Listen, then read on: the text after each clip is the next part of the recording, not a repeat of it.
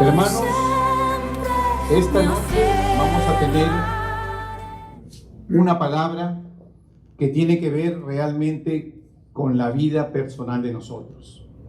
Es una palabra que la he estudiado y me he dado cuenta que muchas veces, hay un error cuando hemos escuchado en la predicación de esta palabra.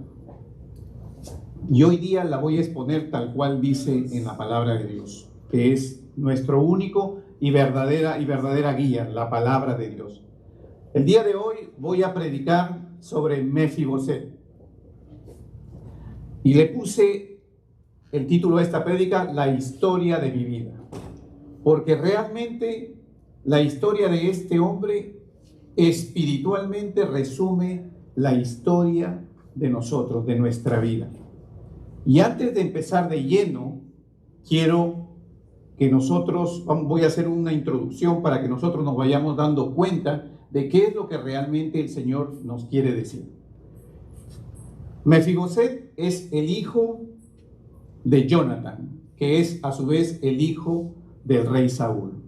Esta historia empieza entre el rey Saúl y el rey David. En ese momento que empieza la historia del rey Saúl y rey David, nosotros sabemos que el rey Saúl fue escogido por Dios, a lo mismo que fue el rey David. Pero en la trayectoria y el desempeño del rey Saúl, él no fue obediente y Dios lo desechó. Dios le dijo a él que ya no seguiría más con él porque no siguió las indicaciones de Dios. Y a su vez, él ungió al rey David cuando era muy joven. Y obviamente el rey Saúl no fue inmediatamente reemplazado, duró 40 años como rey de Israel, como el primer rey de Israel. Pero ya el rey David, habiendo sido ungido por el profeta Samuel, todo el pueblo, todos conocían que ya era él el próximo rey. No fue hecho en secreto esta unción, y lo vamos a ver cuando empecemos a leer la palabra, que realmente así sucede. Cuando continúa la historia y el rey Saúl llega al momento final de su vida en una batalla con los filisteos, él muere a lo mismo que mueren todos sus hijos. Y el único que queda de la descendencia de la familia del rey Saúl es Mefiboset. Mefiboset, dice la historia, tenía 5 años de edad cuando esto sucede. Y en ese momento, cuando el rey Saúl muere, se entera la nodriza, la ama de llaves o la babysitter, como le quieran conocer, se entera de que ha muerto el rey Saúl y lo toma a este muchacho y trata de huir. ¿Por qué primero trata de huir? Trata de huir porque en la costumbre regular, cuando se elegía un rey que correspondía a otra dinastía, usualmente este rey terminaba por matar a toda la dinastía saliente. Esa era la costumbre popular, por decirlo así, en todos los reinos alrededor. No en Israel, porque en Israel era la primera vez que había rey. Así que no podemos decir que esa era la costumbre del pueblo de Israel, pero sí era la costumbre de todos los reinos que estaban alrededor. Por esa razón, en base a esa valoración, esta nodriza, esta babysitter, toma a este niño y trata de escapar, porque piensa que el rey David va a ejercer esa autoridad, esa costumbre, y va a terminar por matar al último de los descendientes del rey Saúl. Pero quiero yo que ustedes se pongan a pensar no en el reinado como los reyes del mundo, los reyes paganos que vivían alrededor, porque el pueblo de Israel tuvo una característica muy especial. El cambio de linaje no fue hecho por el hombre, no fue hecho por envidia, no fue hecho por poder, fue hecho por Dios. Dios fue el que levantó a Saúl y Dios fue el que determinó que Saúl había terminado y después vendría David. Por lo tanto, el cambio de linaje no correspondía a una competencia. Prueba de ello, los que conocemos la historia de David, sabemos que él nunca trató de matar a Saúl, nunca trató de ir en contra de Saúl. Entonces, lo que vemos aquí realmente es un cambio de reinado solamente por mandato de Dios. Y entonces esta nodriza, en un mal concepto, toma al niño y trata de escapar, y ahí se le cae y sufre una lesión en los pies, ¿no? Entonces Mefiboset es conocido porque tiene una lesión en ambos pies, producto de esta huida de la nodriza. Ahora, ¿por qué la nodriza huye? Entonces es aquí donde vuelvo a retroceder. Huye porque sabía que el rey siguiente iba a ser el rey David. O sea, no era ningún secreto que el rey David había sido levantado por Dios. Recuerden que cuando él pelea con Goliat, después es tomado para el ejército de Saúl, y cuando ingresan a Israel vencedores, la gente cantaba, no, Saúl mató a sus 1000 y David a sus 10,000. Y ahí empezó, con esa canción, con ese cántico del pueblo, empezó el celo de Saúl contra David. Y dice la palabra, y vamos a llegar ahí, en que realmente Saúl sabía que él era el que iba a venir después. Y durante la historia de Saúl nosotros sabemos que en ningún momento él se arrepintió. Y les hago notar todo esto antes de empezar la historia, porque toda la historia tiene una aplicación espiritual para el momento de hoy, y también es una tipología de lo que es el hombre. Y para ir ubicándonos, piensen en Saúl como Adán. ¿Qué pasó con Adán? Adán pecó y fue destituido, ¿no? Y fue puesto, y en la Biblia, cuando usted lee, Adán nunca pidió perdón a Dios. No existe en la escritura que Adán haya pedido perdón a Dios, lo mismo que Saúl. Y observen ustedes cómo vamos a ir cuadrando esta figura y vamos a darnos cuenta que realmente esto es así, porque el rey David es la tipología de nuestro Señor Jesucristo. Ahora, los voy a invitar a que empecemos, para empezar esta historia, lo vamos a ir analizando primero por los personajes. Hemos visto lo que es el rey Saúl y hemos dicho que lo vamos a comparar con Adán. Ya vimos que aquí hay una caída de lo que es el Adán en el pecado y una caída de Saúl en el pecado, por lo tanto cambia en ese momento. El rey David, que es tipología de nuestro Señor Jesucristo y es el segundo Adán según la Biblia, ¿no? Es el Adán por el cual nosotros vamos a volver a restablecer la relación con Dios. Con Adán, el primer Adán, se pierde la relación con Dios. Y vemos cómo aquí este joven, Mefiboset, este niño que empieza, producto de la caída de su padre, él pierde la relación con el reino de su padre, el reino de Israel. Por decirlo en una comparación con el reino de Dios, él pierde la relación. Por eso es que él se mueve y se va.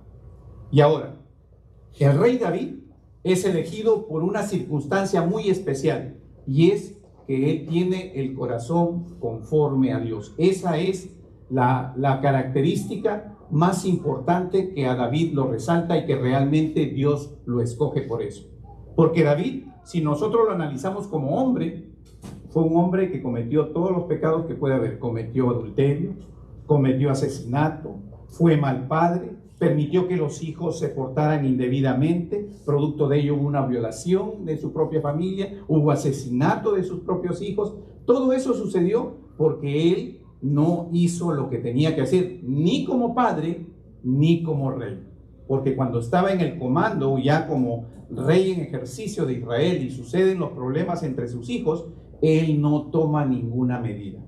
Entonces lo vemos que como hombre, David realmente no reúne ningún requisito para poder ponerlo frente a Dios. Pero David tenía una característica que es la característica que Dios resalta, y es que él tenía un corazón misericordioso. Y la misericordia para Dios es una cosa muy importante. Tan importante que es el amor y la misericordia, dice la palabra, son dos aspectos que siempre van a estar presentes y nunca van a perderse de Dios, son eternos. Dios no se cansa de ser misericordioso, no se cansa de ser bondadoso y de estirarnos la mano, y aún nosotros pecando, siempre estamos envueltos en el mismo problema. Yo quiero ahora que vayamos a Primera de Samuel. Vamos a leer el versículo 13 y 14. Primera de Samuel 13 y 14, y voy a leer 15 y 28 también. Dice: mas ahora tu reino no será duradero. Jehová se ha buscado un varón conforme a su corazón, al cual Jehová ha designado para que sea príncipe sobre su pueblo, por cuanto tú no has guardado lo que Jehová te mandó. Esa es la comunicación para Saúl cuando es prácticamente reemplazado. Y dice en 1 Samuel 15, 28, entonces Samuel le dijo: Jehová ha rasgado hoy de ti el reino de Israel y lo ha dado a un prójimo tuyo mejor que tú. ¿Se dan cuenta? ¿Se dan cuenta ustedes realmente qué es lo que está sucediendo? Nos estamos dando cuenta aquí que realmente Dios hace un movimiento, hace un reemplazo debido a este pecado. Pero Mefiboset se mueve del Jerusalén, del palacio, dice, se mueve a Lodebar, al pueblo de Lodebar. ¿Qué es Lodebar? Lodebar es un lugar lejano que queda prácticamente en el lado de Siria, y este lugar es un lugar desértico, es un lugar donde viven las personas que están siendo deportadas, las personas que han cometido algún delito, las personas que viven indebidamente, ¿no? O, por decirlo, por hacer una comparación actual, es un lugar pobre donde viven homeless, donde viven criminales, donde viven personas de mal vivir, o sea, personas envueltas en el pecado. Entonces, si hago yo la comparación del lugar de Lodebar con el actual, vendría a ser el mundo. Él salió de lo que es Israel, de lo que es la casa de Dios, y se fue al mundo a vivir. Es ahí donde lo llevó la noticia a vivir. Y dice la historia que él se queda a vivir. Recuerden que cuando él salió tenía 5 años. Esa es la parte de la historia que él dice que él tenía 5 años. Pero la gracia de Dios es grande. La gracia de Dios es grande porque David llega, asume el trono, y cuando asume el trono, él en ningún momento toma represalia con la familia de Saúl. Sabemos que inclusive, porque cuando él inmediatamente ya es nombrado como rey de Israel, ya el reino en ese momento ya se había dividido, había nombrado a un descendiente de Saúl, lo habían nombrado para lo que es el reino del norte. Y inmediatamente después hay un problema, hay un revuelto, a él lo matan. ¿Y qué hacen las personas? Lo matan pensando de que matándolo a él, y vienen a David y le dicen, lo hemos matado, le hemos cortado la cabeza, acá está, y piensan que David va a ser concesivo, y muy por el contrario, David mata a estas personas también, ordena matar a estas personas. ¿Por qué? Porque dice, tocaron a la familia de lo que es el rey Saúl. Pero en la trayectoria de David tuvo una amistad muy especial, pero muy especial, con Jonathan. Jonathan es el hijo heredero prácticamente del reino de Saúl, si así hubiera sido. Pero yo he estudiado y he visto y veo que mucho se habla de que Mefiboset era un hombre con derecho al reino. Mefiboset nunca fue un hombre con derecho al reino. ¿Por qué? Porque su padre ya lo había perdido, Saúl, su abuelo, ya lo había perdido. Por lo consecuente, su padre, Jonatán, no iba a heredar el reino. ¿Jonatán sabía eso? Claro que lo sabía. Observen ustedes, cuando Dios, y quiero yo ir a este versículo, Jonatán hace este pacto con David, y David honra la palabra de Jonatán, pero no la honra inmediatamente, la honra mucho después, porque en la historia, cuando David llama a Mefiboset, ya Mefiboset es un hombre adulto, tiene un hijo, dice la historia, se llama Micaía, tiene un hijo, o sea, pasaron muchos años cuando Dios recién llama a David. ¿Y qué es lo que sucede aquí? Y regreso a la comparación que hice con Adán. Adán es puesto fuera del Edén. Prácticamente en ese momento es puesto en el mundo a vivir. Y cuando nuevamente es llamado para que regrese la relación con Dios cuando nuestro Señor Jesucristo vuelve. O sea, después de mucho tiempo. Lo mismo que sucede aquí en este momento. Vemos cómo realmente, si hacemos una tipología de lo que vendría a ser lo que es la vida de Mefiboset con la vida de nuestro Señor Jesucristo, nos damos cuenta que este es un ejemplo de demostración de lo que estaba sucediendo. Siempre él usó. Recuerdan que en la predicación pasada dije que Saúl, inclusive un benjamita, había sido perseguido, había perseguido a David. ¿Y qué es lo que era Pablo? Pablo, un benjamita, perseguía a lo que era a los cristianos, y le dice, Jesucristo cuando se revela, le dice, me estás persiguiendo a mí. Y es lo mismo, porque si nos vamos nosotros al hebreo, el nombre del rey Saúl y el nombre de Saulo de Tarso son lo mismo. O sea, siempre esta figura nos está llevando a mirar cómo la comparación con nuestro Señor Jesucristo. Nosotros nos vamos dando cuenta realmente cómo es que realmente se va moviendo todo esto. Y este pacto que sucede entre que sucede entre Jonathan y David, es un pacto realmente, y lo voy a empezar a leer para explicarlo, es un pacto que realmente es la manera en que nos demuestra a nosotros que Jonathan no solamente era amigo de él, sino que también él conocía que David era el siguiente en el reino de Dios. Y dice, vamos a ir a 1 Samuel, al capítulo 20, y vamos a leer del 14 al 17. Y dice, si yo viviere, harás conmigo misericordia de Jehová para que no muera, y no apartarás tu misericordia de mi casa para siempre. Cuando Jehová haya cortado uno por uno los enemigos de David de la tierra, no dejes que el nombre de Jonathan sea quitado de la casa de David. Así Jonathan pactó con la casa de David, diciendo, requiéralo Jehová de la mano de los enemigos de David. ¿Qué es lo que realmente está haciendo Jonathan? Está llegando a un acuerdo, a un pacto. ¿Y qué es lo que hizo nuestro Señor Jesucristo? Él instaló un pacto, el nuevo pacto.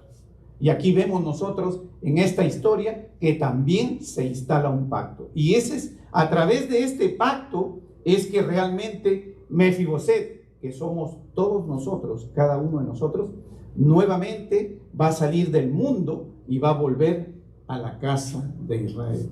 ¿Se dan cuenta? O sea, a la casa de Dios.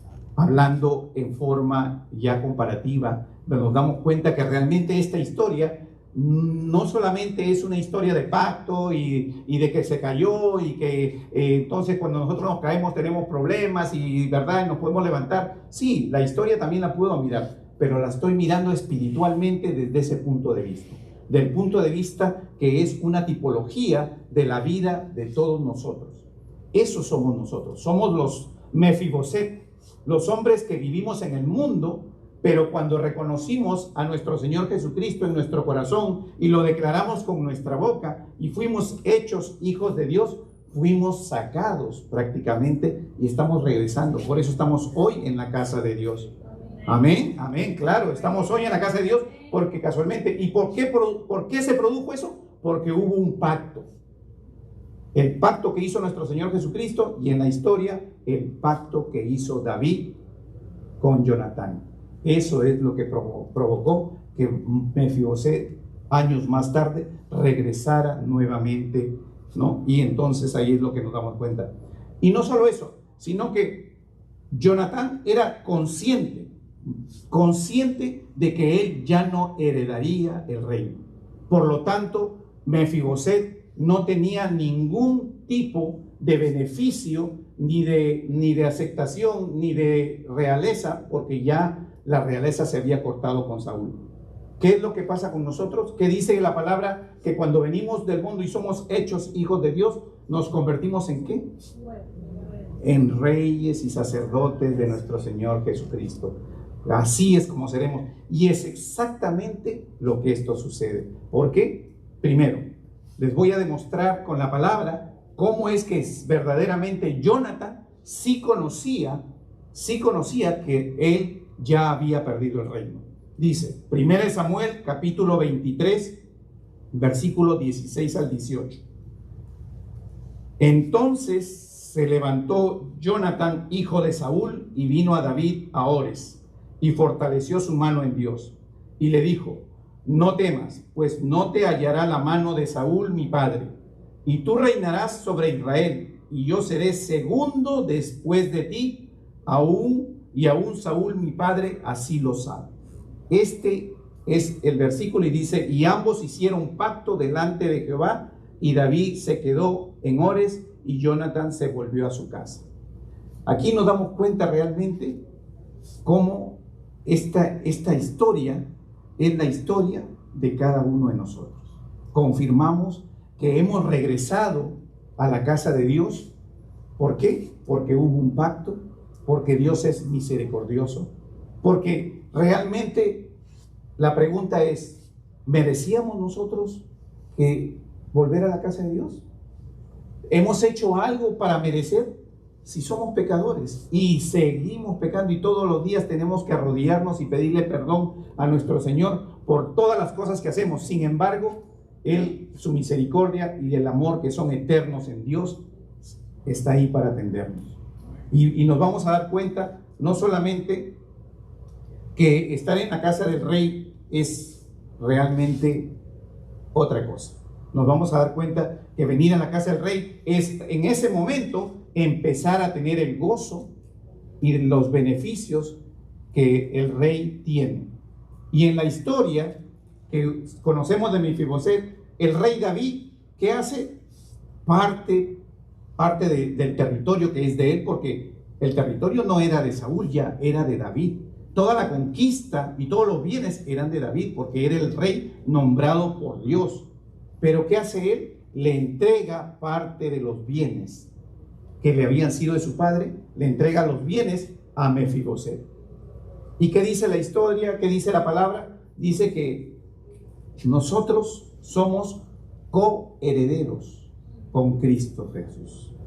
O sea, todo lo que nuestro Señor Jesucristo ha recibido, nosotros lo vamos a compartir con Él.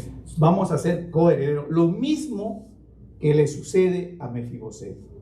Mefiboset se convierte en un prácticamente ejemplo de coheredero en lo que es el reino de David. ¿Por qué? Porque en ese momento David le entrega bienes a David. Es como decir un adelanto de la herencia en ese momento. Entonces estamos viendo cómo la figura realmente de este hombre que nos representa a nosotros encaja todo a la historia. Pareciera que la historia fue escrita no para ese tiempo, sino para ahora, para hacernos ver a nosotros que realmente en el Antiguo Testamento ya se estaba viendo lo que iba a suceder con nuestro Señor y todo lo que realmente el plan de Dios significaba para que nosotros podamos tener toda esa bendición, toda esa manera en que volver a la comunión, ser hechos hijos de Dios, ser coherederos con nuestro Señor, recibir el reino de Dios. Imagínense ustedes todo lo que realmente está en esta palabra. Es realmente una palabra que no solamente nos ayuda a nosotros como personas a creer en Dios, sino que nos damos cuenta que en el Antiguo Testamento ya se estaba esbozando. Dígame ahora ustedes, ¿quién realmente puede dudar de que el Espíritu Santo no inspiró a estos hombres en todo lo que escribieron y en todo lo que hicieron? Porque aquí no hay nada que se haya hecho al azar. En esta historia yo la leí y veo que la historia no tiene nada hecho al azar. Y realmente esta historia era un ejemplo para explicar más adelante que esto iba a suceder. Y la única manera en que nosotros vamos a lograr realmente entender la palabra y que nuestros ojos espirituales se abran es cuando nosotros pongamos todo nuestro corazón, toda nuestra mente, toda nuestra alma, todo nuestro cuerpo y todo nuestro esfuerzo. Y cuando ponemos todo nuestro esfuerzo, lo repito, es ese esfuerzo mínimo que tenemos. La palabra nos manda a ser esforzados, no a que pensemos que por nuestras fuerzas obtenemos las cosas. Hay una diferencia entre ser esforzado y que por fuerza obtengamos las cosas. Las cosas las obtenemos porque nos esforzamos, no porque forzamos las cosas, sino porque nos esforzamos nosotros. Porque si forzamos las cosas, entonces estamos haciendo que todo suceda porque está en nuestras fuerzas. Y en nuestras fuerzas no vamos a lograr nada. Amén. Amén, amén. Entonces, así es como la palabra de Dios realmente nos hace ver que este hombre que quedó lisiado, este Mefibosé que quedó lisiado, ¿no? Nuevamente, para ir a la parte de la historia, él al momento de que es mandado a llamar por David, después de muchos años, pregunta si alguien quedó de la casa de Saúl. David sabía si alguien quedó, probablemente no sabía, por eso preguntó. Pero podría pensar, porque seguro que si era su amigo Jonathan, debe haberle comentado de que hubo algún hijo. Pero él no sabía después de tantos años si este hijo estaría vivo o no. Por eso pregunta y aparece en la escena un tal Siba que realmente él lo llama y le dice: tú fuiste sirviente de Saúl, ¿quedó alguna persona? Y él le da la información y le dice: por favor, ve y búscalo. Entonces él va y lo trae, ¿no? Y este hombre lisiado de piernas viene, y al momento que viene, ¿qué es lo que hace? Él viene y se arrodilla a los pies de David. Y no se arrodilla porque lo está venerando como si fuera un dios, porque era la costumbre. Si ustedes leen en el Antiguo Testamento, todos tenían por costumbre arrodillarse como una manera de honra a las personas por los cargos que tenían, y no tiene nada que ver con una adoración religiosa. El único Dios que adoraban era el Dios de Israel, pero era la costumbre. Él viene y se pone a los pies de David, porque tal vez él hubiera pensado: me mandó llamar y me va a matar, porque soy el único descendiente de la casa de Saúl. Pero David no tenía ningún celo. David sabía lo que había recibido, sabía de quién lo había recibido. Cuando tú sabes que lo que Dios te dio, que el ministerio que te entregó, la obra que te dio, el trabajo que te dio, te lo dio Dios, no hay celo. No hay celo. ¿Por qué? Porque Dios te lo dio. Y ese es el mejor ejemplo que podemos tener aquí en la palabra, que realmente David hizo las cosas como tiene que ser. David se desempeñó como realmente un verdadero rey, propio y seguro de lo que Dios le había entregado. ¿Por qué? Porque tenía el corazón conforme a Dios. Él sabía todo lo que Dios había hecho en su vida. Él sabía todo del cual lo había librado, y él sabía cómo es que tenía que hacer. Entonces vemos que este hombre vino porque lo llamó el rey David. Este hombre, Mefibosé, nunca lo buscó a David. Nunca. Pregunta: ¿quién nos llama a nosotros? ¿Quién nos busca a nosotros? Es Dios. Nosotros no buscamos a Dios. Un ejemplo más que nos demuestra que esta es la historia correcta de nuestra vida. Cuando yo leí, me identifiqué de mi vida. Él me llamó. Dios me llamó. El Rey me llamó. El Rey de Reyes, el Señor de Señores nos llamó. Y es exactamente lo que Él hace. David lo manda a llamar y Él viene. Dice que el Espíritu de Dios nos anhela celosamente. No solamente nuestro Señor Jesucristo, nuestro Dios Padre Todopoderoso, el Espíritu de Dios, que es el que se mueve el día de hoy, nos anhela celosamente porque nos está tratando de llamar, de traer. Él es el que nos va a tocar el corazón y nos va a redarguir del pecado, nos va a hacer que nosotros sintamos que estamos haciendo eso. ¿Para qué? ¿Para qué? Y es todo, y dice aquí la palabra. Y déjenme decirle y déjenme leerles algo para explicarles. Dice segunda de Tesalonicenses, capítulo 2, versículo 13 y 14. Dice así: pero nosotros debemos dar siempre gracias a Dios respecto a vosotros, hermanos amados por el Señor, de que Dios os haya escogido desde el principio de la salvación, mediante la santificación por el Espíritu y la fe en la verdad, a lo cual os llamó mediante nuestro Evangelio para alcanzar la gloria de nuestro Señor Jesucristo. ¿Y qué dice? De que Dios os haya escogido desde el principio para la salvación. Entonces aquí No voy a predicar sobre eso porque es un tema grande, pero lo voy a explicar rápidamente. Esto es lo que muchos llaman la predestinación. Pero la predestinación no significa que si yo ya me llamó, entonces no importa lo que yo haga, ya soy salvo. No importa cómo me comporte, soy salvo porque Él me llamó, dice, desde el principio para salvación. Exacto. ¿Qué es lo que significa esto? Es igual como cuando usted compra un ticket en un barco o en un crucero y dice el crucero parte de Fort Lauderdale y va a llegar a Puerto Rico. ¿Y qué significa? Y usted a la mitad del crucero, usted ya está predestinado. Usted compró el ticket aquí y está predestinado para llegar a Puerto Rico. Pero, ¿qué pasa si usted salta en la mitad del camino del barco? Usted no llega a Puerto Rico. Entonces, ¿qué es lo que sucede? Se pierde la predestinación.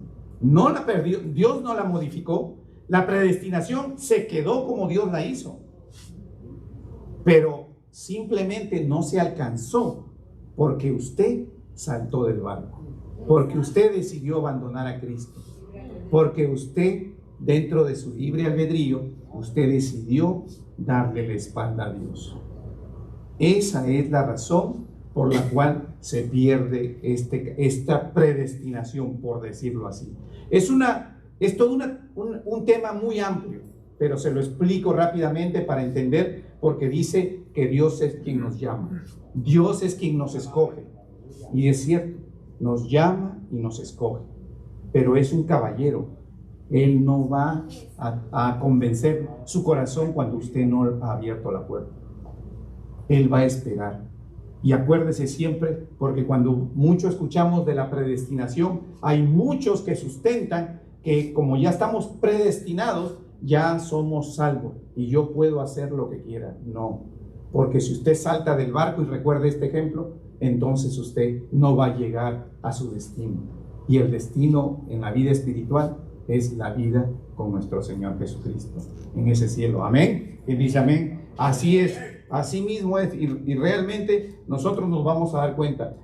¿Por qué? Porque la idea real de este tema es que el Señor nos está demostrando a nosotros que nosotros, aun cuando hemos estado en el mundo rodeado de todo lo malo, donde realmente no teníamos nada para poder captar, realmente al final, cuando Él nos llamó y nosotros decidimos aceptarlo en nuestro corazón y declararlo con nuestra boca, entonces en ese momento realmente Él nos trae hacia su reino.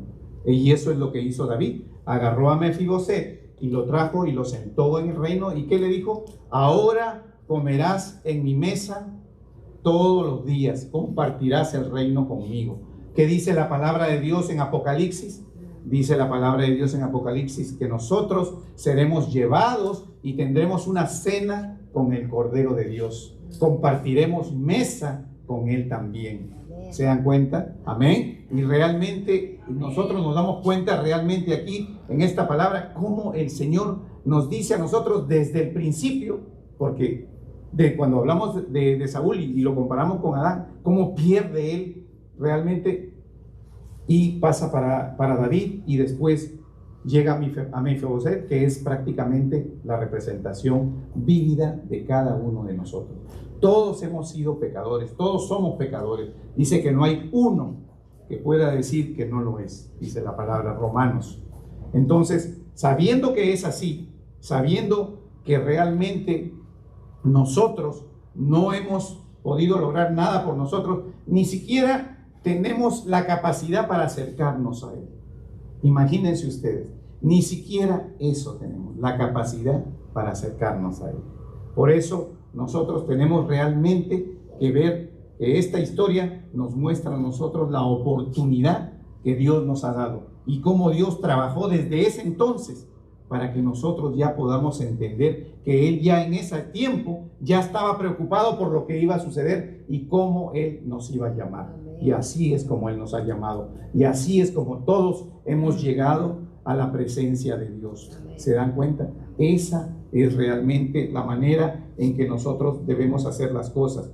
Esa es la manera en que realmente nosotros nos vamos a dar cuenta. Por eso, en esta oportunidad que nosotros estamos viendo esta historia, yo quiero que ustedes realmente se fijen en Mefiboset cuando lean la palabra. Cuando ustedes lean, pueden leer la historia de Mefiboset en la palabra. Es una historia muy conocida. Piensen en eso. Piensen, número uno, primero, nosotros no tenemos ningún derecho al reino de Dios. Porque eso es lo que le pasó a Mefiboset. Perdió todo derecho. Nosotros tampoco teníamos ningún derecho. Pero la misericordia de Dios nos mandó llamar, nos trajo, nos puso frente a Él, y nosotros ahora somos partícipes del reino de Dios. Somos coherederos del reino de Dios. Y vamos a recibir todo lo que Dios tiene preparado para nosotros. Y dice en la palabra que Él también fue y dice: estoy preparando morada para todos nosotros. Entonces, yo hoy día quiero invitarlos a que nos pongamos de pie. Vamos a realmente a tomar esto con un corazón abierto, con un corazón entregado a Dios. ¿Por qué? Porque lo que Dios ha hecho por nosotros es tan grande y tan maravilloso. No importa si en el camino, cuando nos tomamos la nodriza o cuando nos sucedió, sé quién soy en tu amor.